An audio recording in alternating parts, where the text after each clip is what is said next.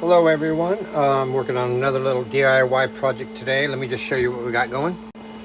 So this is basically the counter space. We put coffee makers and stuff, but you know, and line stuff up. We got a pantry stuff over here, but everything above it is just kind of wasted space. We got a light, but there's nothing to do with anything above the coffee maker.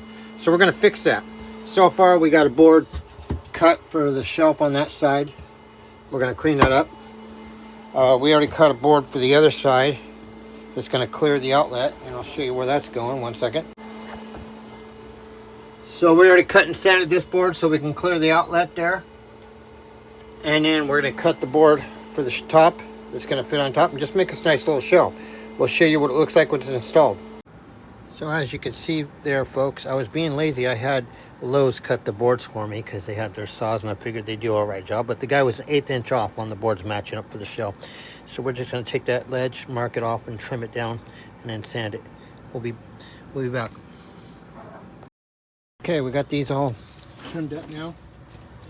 We've trimmed them down and sanded them both. We looked at 13 7/8 on that one, 13 7/8 on that one.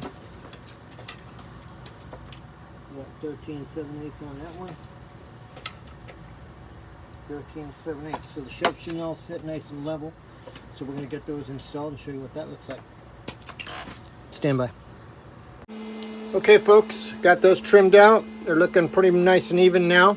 So now we're just going to take the top. The top we have to trim for the molding back there so it sits back flush. So we're going to go ahead and get that trimmed out and notched out on the top, so it'll sit all the way back and be a nice shelf, and we'll get that done. So we're going to notch one corner here a little bit just so it fits on that molding.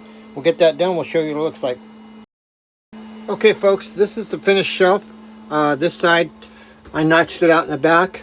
This side I had to trim a little bit down because the cabinet's not completely flush and even, so it didn't come out perfect because you can see where the cabinet goes in. I cut it mostly straight, but the cabinet goes in, so that's okay because I'm going to run a nice bead of silicone down there, and we're going to run silicone down both sides to hold it in tight, and then we'll run silicone along the top edge, and won't worry about the back. Just the two edges here we'll run silicone, and then probably just the edges and down here actually, and then that'll hold the shelf in place.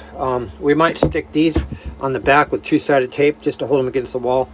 Other than that, this is pretty much done. I'm running out of time on the short, so that's going to be our shelf, and that's a little DIY project for the day. Hope you guys liked the video, and if you'd like to see more, please like and subscribe. Thanks.